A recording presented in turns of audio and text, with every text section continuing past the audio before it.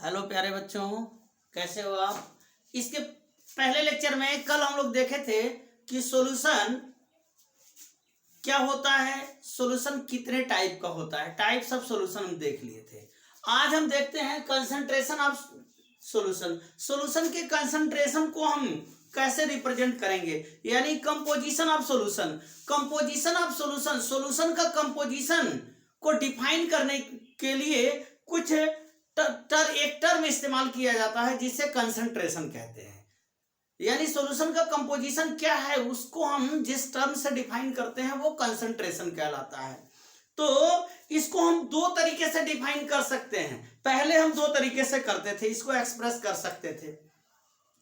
एक qualitative analysis जो है क्वालिटेटिव कंसंट्रेशन, और दूसरा क्वांटिटेटिव। क्वालिटेटिव का मतलब होता है, क्वालिटेटिव का मतलब कि क्वालिटी के आधार पे, इसके आधार पे हम उसको दो तरीके से बता सकते हैं, यानी डाइल्यूट सॉल्यूशन और कंसंट्रेटेड सॉल्यूशन।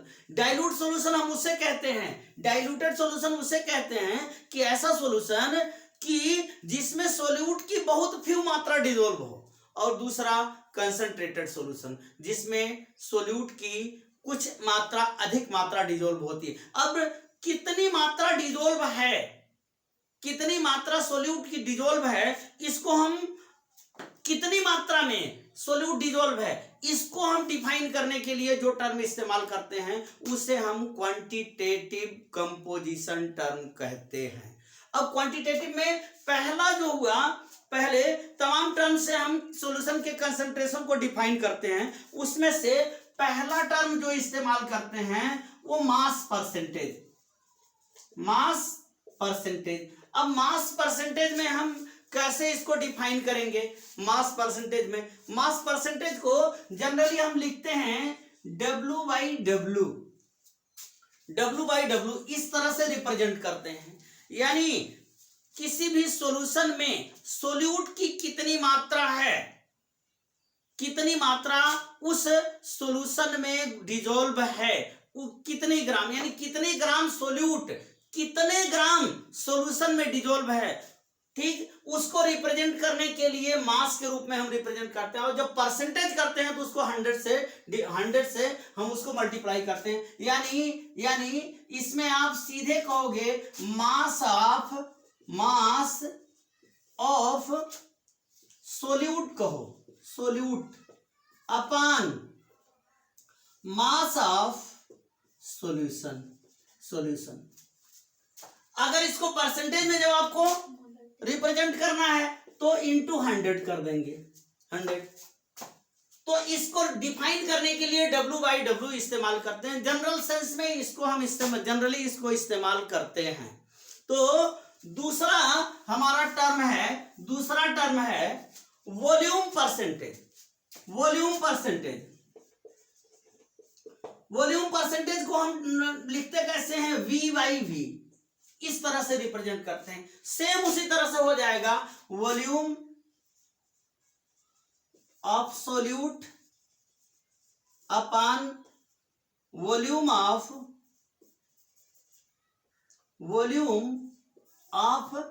Solution into 100। तो ये दो टर्म ऐसे हमारे हैं जिनको हम जनरल सेंस में रिप्रेजेंट करते हैं। कुछ इसके अलावा भी टर्म होते हैं जिनकी ये आपको टर्म जानना जरूरी है, लेकिन इसके अलावा कुछ टर्म हम आपको बता रहे हैं जो आपके एग्जाम के व्यू से काफी इंपॉर्टेंट होते हैं। तो ये दो टर्म आपके हुए, मास परसेंटेज, वॉल्यूम परसेंटेज। अब तीसरा टर्म जो आपको सॉल्यूशन के कंसंट्रेशन को रिप्रेजेंट करने का है, तो तीसरा टर्म हम देखते हैं मोलरिटी। इसको रिप्रेजेंट करते हैं कैपिटल M से, मोलरिटी।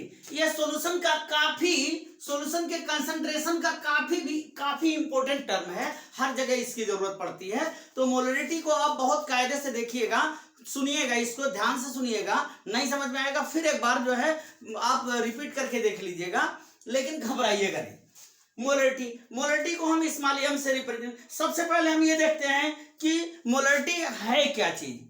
तो मोलरिटी को डिफाइन करने के लिए फर्स्ट ऑफ ऑल हम ये देखते हैं, इसकी डिफिनेशन की तरफ जाते हैं कि मोल ऑफ सोल्यूट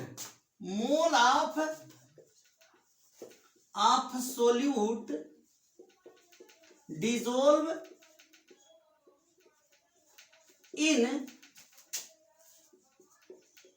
पर लीटर ऑफ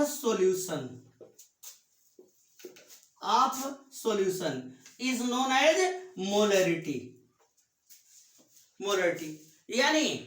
यानी कितना मोल 1 लीटर सॉल्यूशन में डिसॉल्व है वह उसकी मोलरिटी कहलाती है, उसकी मोलरिटी। यानी आप कह सकते हो कि सीधे मोलरिटी इक्वल टू कह सकते हो m equal to number of mole dissolve in per litre of solution, per litre. यानी आप कह सकते हो कि number of mole upon volume of solution in litre. तो ये आपकी यानी मोलरिटी की सबसे पहली डिफिनेशन निकल के आई कि mole of solute dissolve in per litre of solution, यानी नंबर ऑफ मोल अपॉन पर लीटर वॉल्यूम ऑफ सॉल्यूशन। यानी इसको अगर आप ऐसे कर सकते हो, नंबर ऑफ मोल को हम लिखते हैं n से, यानी m इक्वल टू कितना हो गया है n/v in litre, volume in litre. ठीक, अब यहां निकल के आता है कि नंबर ऑफ मोल को हम कैसे करेंगे, नंबर ऑफ मोल को हम किस तरह से रिप्रेजेंट कर सकते हैं। तो नंबर ऑफ मोल यानी नंबर ऑफ मोल जो होता है, नंबर ऑफ मोल, इसको हम रिप्रेजेंट करने के लिए नंबर ऑफ मोल को कैसे, ये मोल कॉन्सेप्ट में हम आपको इसके पहले वाले लेक्चर में बता चुके हैं कि नंबर ऑफ मोल क्या होते हैं। तो आप इसको मोल को आप डिफाइन कर सकते हो कि किसी भी सब्सटेंस की मात्रा, टोटल उसकी अमाउंट, मास क्या है, मास ऑफ सब्सटेंस अपॉन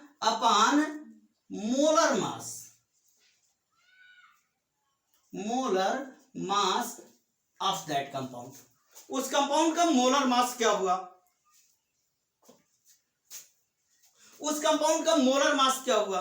यानी आप ऐसे कह सकते हो कि n इक्वल टू सीधे निकल के आया आपका, n इक्वल टू कितना आया W बाई मोलर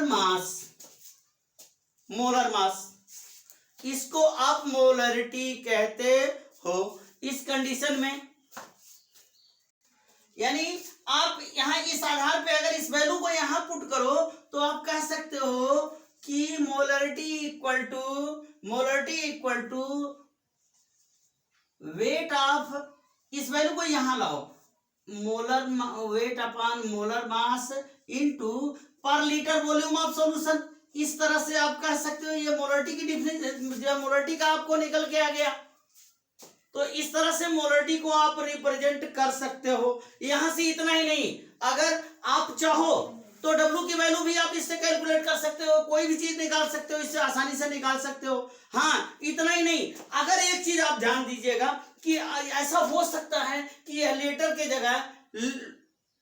की जगह पे अगर ये दिया हुआ है, ये तो वैल्यू ग्राम में और ये वैल्यू लीटर में दिया हुआ है, तो अगर यह ml में दे रखा है तो वहां पे आप 1000 से मल्टीप्लाई कर लीजिएगा। इस तरह से आसानी से एक यूनिट में अगर दिया है तो यूनिट को कन्वर्ट कर लेंगे। तो इस कंडीशन में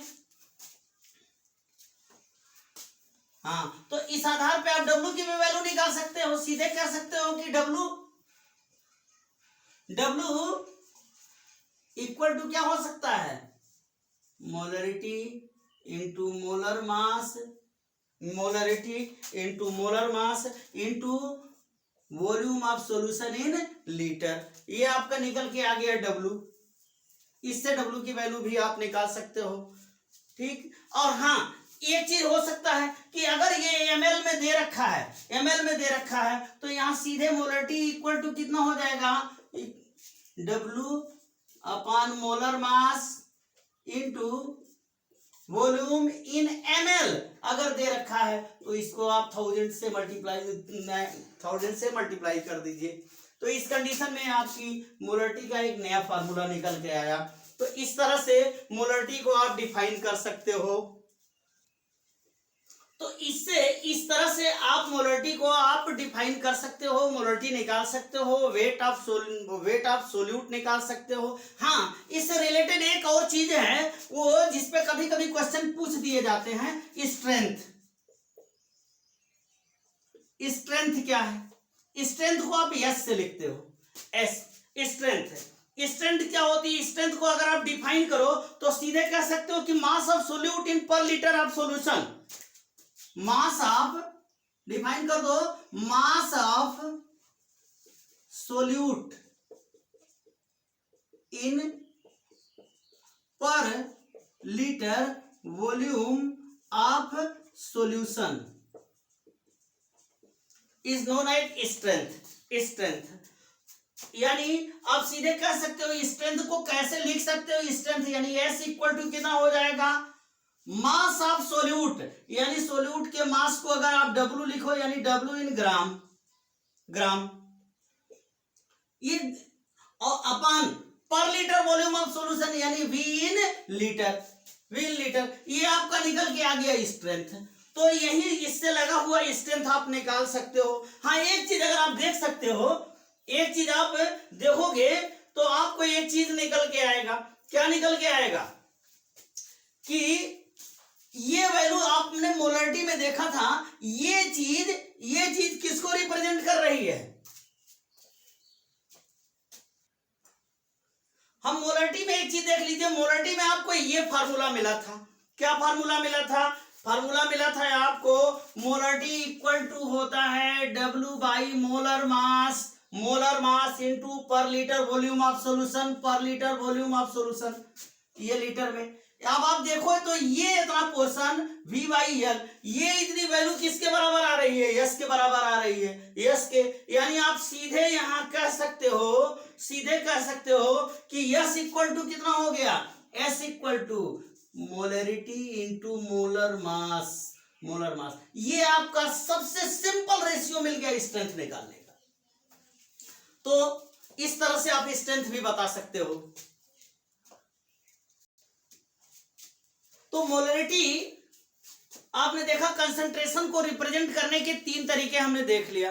कंसंट्रेशन को रिप्रेजेंट करने के लिए सबसे पहले हमने देखा मास परसेंटेज, दूसरा वॉल्यूम परसेंटेज, और तीसरा जो सबसे महत्वपूर्ण टर्म था मोलरिटी।